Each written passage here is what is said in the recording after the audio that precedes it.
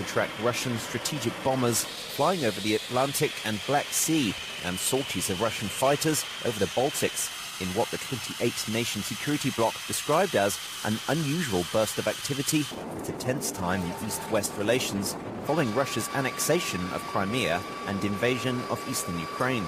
In the largest sortie, 4 Tupolev Tu-95 strategic bombers, Russia's equivalent of the US B-52 nuclear bomber, flew out over the Norwegian Sea, accompanied by 4 refueling tanker aircraft. NATO aircraft have stepped up patrols over the Baltic states of Estonia, Latvia and Lithuania, and Sweden and Norway, who are reportedly considering NATO membership in the light of this year's war in eastern Ukraine, also scrambled jets to see off the Russian threat. Britain's Royal Air Force also intercepted a bomber approaching British airspace on Saturday. NATO claims to have intercepted Russian aircraft more than 100 times so far this year, 3 times more than last year. The Russian army have staged another training drill in the Rostov region near the border with Ukraine. Russia's armed forces have carried out regular exercises along the Ukrainian border in recent months, since Kremlin-backed militants seized pockets of Ukraine's eastern regions of Donetsk and Luhansk and pledged to seek union with Russia. The international community has blamed Russia for orchestrating the insurgency and imposed sanctions against Moscow for its invasion and annexation of parts of Ukraine. Russia, which annexed Crimea from Ukraine in March, denies playing any role in the conflict, despite a growing body of evidence from NATO that shows direct involvement. Almost 4,000 people have been killed in eastern Ukraine since April. More evidence of Russian military equipment has been seen in eastern Ukraine.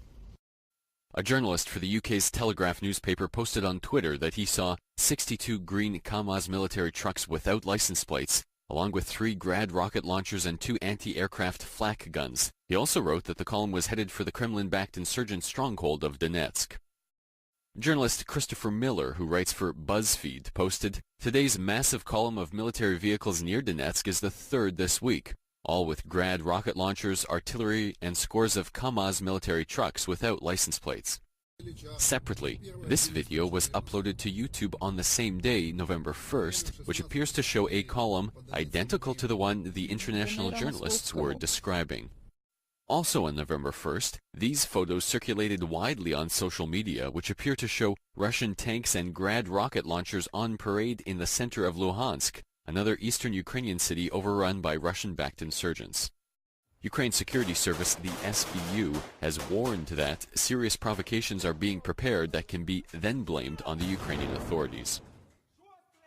Russia has for months denied sending military equipment and troops to Ukraine, but the Kremlin's increasingly flimsy denials are beginning to unravel as a mountain of evidence begins to tear down Russia's steadfast policy of plausible deniability.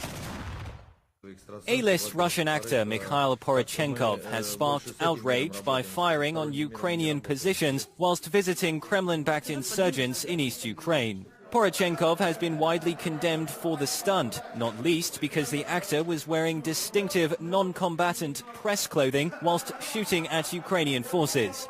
In a video uploaded by insurgents, the Russian actor is seen shooting an automatic weapon towards Donetsk International Airport, which is held by Ukrainian forces.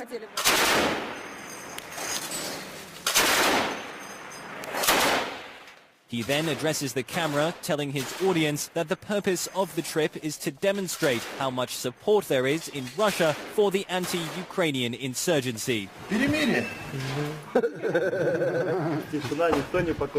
впечатление, рабочее. Главное не сдаваться, нет. Вот и все. Знаешь съемки военных фильмов? Я за вас.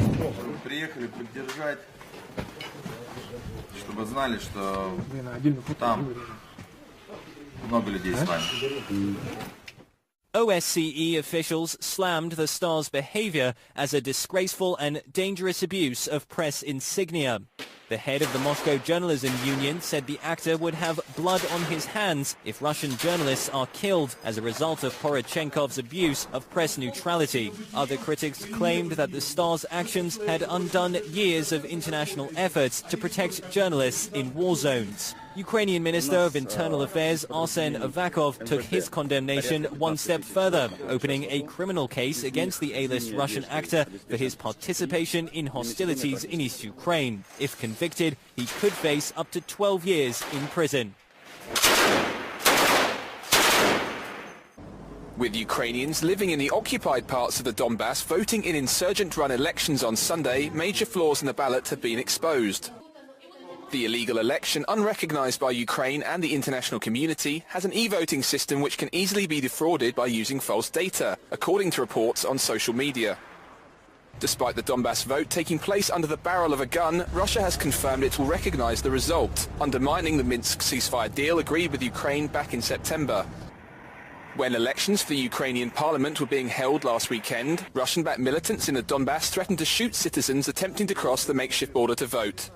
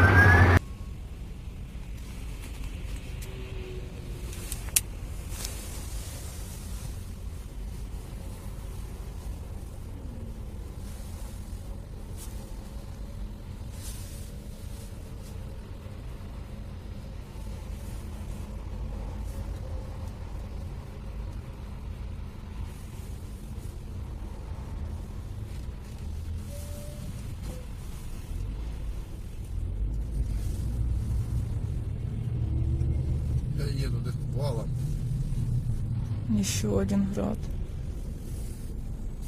Ты так заметь, грады как все поломанные, они все на тягаче идут. Они не самостоятельно. Ля, бабулечка стоит, вообще руки развела.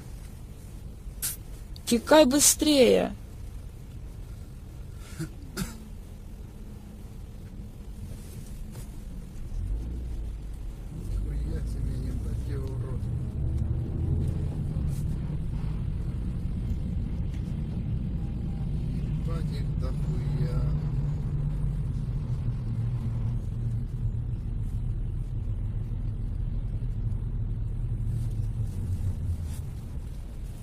Чего я дура сразу не начала снимать с самого начала?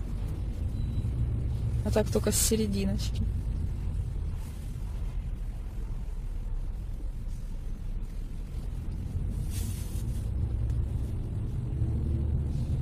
Проспект Ильича, 01.11.14. Время 16:34 по донецкому времени. ДНР московскому. Стандартная ситуация, ну, военная техника. Штук 60 единиц где-то мы насчитали. Больше 47 это точно. Еще один град.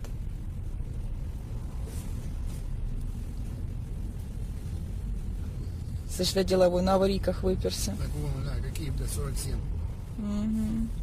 Угу. 47 это то, что мы с тобой четки насчитали, но мы же не сначала начали это все дело. Ну вот и сейчас не сначала. Надо было, блин. Хотел повернуть, думаю, ну нахер. Закрыли. Перекрывают все выезды, все въезды.